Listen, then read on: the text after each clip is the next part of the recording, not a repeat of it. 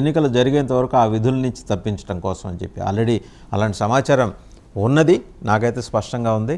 So వీళ్ళు కూడా AP క్యాడర్కు చెందని వాళ్ళని తీసుకొచ్చి ఇక్కడ డిప్లాయ్ చేయాలని అంత సీరియస్గా ఆలోచించే పరిస్థితి అయితే కనిపిస్తుంది.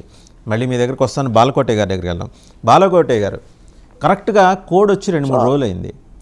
ఈ 2-3 రోజుల్లోనే మాచర్ల, గిద్దలూరు, తర్వాత ఇంకో ఊళ్ళో జరిగిన ఆళ్లగడ్డ హింసాత్మక సంఘటనలు, ఇంకొక 50 రోజులు మనకు ముందరుంది. ఈ 50 రోజుల్లో ఎన్ని భయానక సంఘటనలు జరుగుతాయనే ఒక ఆందోళన అయితే వ్యక్తమవుతుంది. ఇది ఏమన్నా కంట్రోల్ చేసే అవకాశం ఉంది? ఎందుకంటే ఈసారి ఈసీ కొంత స్ట్రింజెంట్గానే వ్యవహరించేట్టుంది. 3 ఎస్పీలు వచ్చి వివరణ ఇవ్వాలని చెప్పేసి అడిగింది. ఏదో బై మెయిలో లేకపోతే ఓన్లీ ఓర్ టెలిఫోన్ కన్వర్జేషన్ వివరణ అడగల, వచ్చి వివరణ ఇవ్వండి అంటే సీరియస్నెస్ని ఈసీ గమనించినట్టే కదా. వాసుదేవ్ గారు ధన్యవాదాలు. తమకే డిబేట్లో పాల్గొన్న వాళ్ళందరికీ. వాసుదేవ్ గారు, ఇప్పుడు మీరు అందరూ చెప్పినట్టుగా ఒక 50 రోజుల ఎన్నికల ప్రక్రియ చాలా సుదీర్ఘమైన ప్రక్రియ ఉంది. ఇప్పుడు ఎన్నికల షెడ్యూల్ వచ్చి కూడా ఒక 4-5 రోజులు అవుతుంది. 3 రోజుల్లో 385 ఎఫ్ఐఆర్లు నమోదైంది. 3 రోజుల్లో 385 ఎఫ్ఐఆర్లు నమోదైంది. కారుల మీద దాడి జరుగుతుంది. 2-3 ప్రాంతాల్లో హత్యలు జరిగినాయి. వాలంటీర్లను తొలగిస్తున్నారు. ఎస్పీలకి సంజాయిషీ చెప్పమని కార్యాలయానికి వచ్చి నోటీసులు ఇస్తున్నారు. అభ్యర్థుల ఎంపికలు, ఎమ్మెల్యే సీట్ల మీద అలకలు, కన్నీళ్లు, తిరుగుబాట్లు ఇవన్నీ పక్కన పెట్టి ఒక ప్రజాస్వామిక వ్యవస్థలో ఎన్నికలు ఆంధ్రప్రదేశ్లో సక్రమంగా జరుగుతాయా? ఎట్టి పరిస్థితుల్లో ఆంధ్రప్రదేశ్లో ఎన్నికలు సక్రమంగా జరగవని ఈ సంఘటనలు రుజువు చేస్తున్నాయి. నేను మళ్ళీ చెప్తున్నా, ఆంధ్రప్రదేశ్ హింసాత్మక దిశగానే ఎన్నికలు జరగటానికే అధికార పార్టీ కానీ ఇక్కడున్న మూక కానీ ఆ ప్రయత్నం చేస్తుంది. ఒక మాట చెప్తా వాసుదేవ్ గారు, ఎందులూరులో ఎమ్మెల్యే అప్పయ్య చౌదరి, నేను ప్రచారానికి వస్తే కూర్చొని చేతులు ఊపుతావా? యువకుడిపై వైకాపా ఎమ్మెల్యే అబ్బయ్య చౌదరి అనుచరుల దాడి.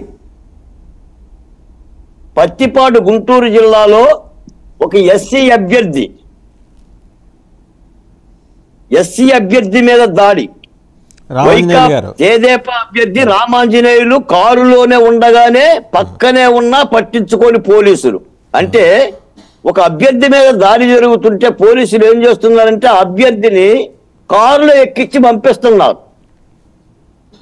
పోలీసులు ఉండగా దాడి జరుగుతుంటే ఈ రోజున ఆంధ్రప్రదేశ్లో ఎస్సీ ఎస్టీ అభ్యర్థులకి ప్రత్యేకమైన రక్షణ ఇవ్వాలి, లేకపోతే అభ్యర్థులు జరగలేరు. దాడులు జరుగుతాయి, ఎందుకంటే బలహీనలు వీళ్ళే కాబట్టి.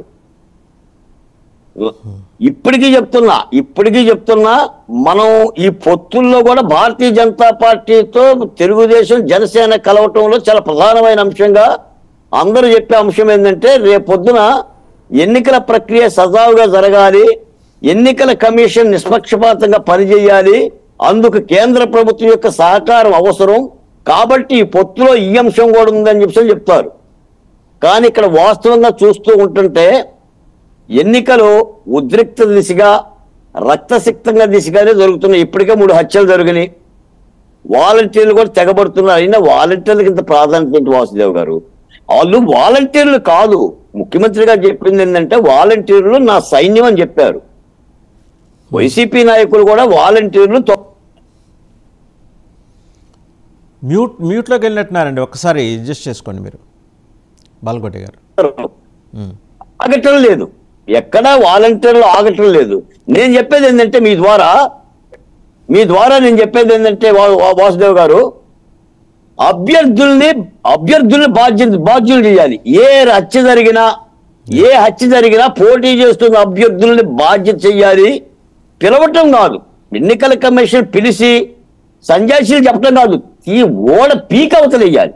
ఎస్పీలని ఏ సంఘటన జరిగా సీరియస్ సంఘటన జరిగే వాళ్ళు విచారించి వాళ్ళే నిర్ణయం తీసుకొని పీక్ అవతలేయాలి తప్ప మా సంభాషణ చెప్పండి, సంజాయిషీ చెప్పండి, మా కార్యాలయానికి రండి అంటే ప్రజాస్వామ్యంలో ఎన్నికలు సజావుగా జరగవు.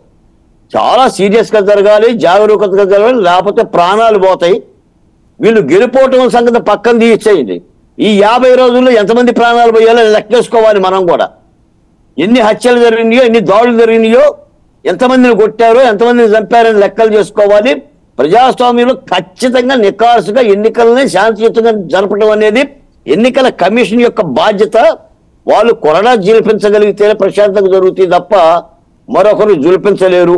ఇప్పటికే మనకున్న మాట ఏంటంటే వైసీపీ అంటే ఐపీసీ ఆంధ్రప్రదేశ్లో వైసీపీ అన్నదనేది వైసీపీగా మారింది అనేది మనం 4 ఏళ్ళుగా మాట్లాడుతున్న మాట. మనమే కాదు, అన్ని రాజకీయ ప్రతిపక్ష పార్టీలు మాట్లాడిన మాటే. మరి ఈ 50 రోజుల్లో ఆ ఐపీసీ వాళ్ళు వైసీపీగా మారకుండా ఉంటారా? నిన్ననే మీరు చెప్పారు, ప్రధాని నరేంద్ర మోడీ గారు పాల్గొన్న సభలో కూడా ఎస్పీలు నిర్లక్ష్యంగా వ్యవహరించారని. మరి ప్రధాని నరేంద్ర మోడీ గారు పాల్గొన్న సభలో ఎస్పీలు నిర్లక్ష్యంగా ప్రవర్తిస్తే ఇప్పటి వరకు ఎందుకు పీకేయలేదు?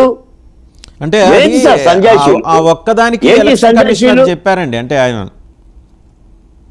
ముఖేష్ మీనా గారు చెప్పారు అంశానికి అది మా పరిధిలోకి కాదు అని చెప్పారు. అది వాసు గారు చెప్పటము విన్నవించుకోవటము వేడుకోవటాలు కాదు. ఎన్నికల కమిషన్ చేయాల్సిన బాధ్యత వాళ్ళకి అధికారాలు ఉన్నాయా?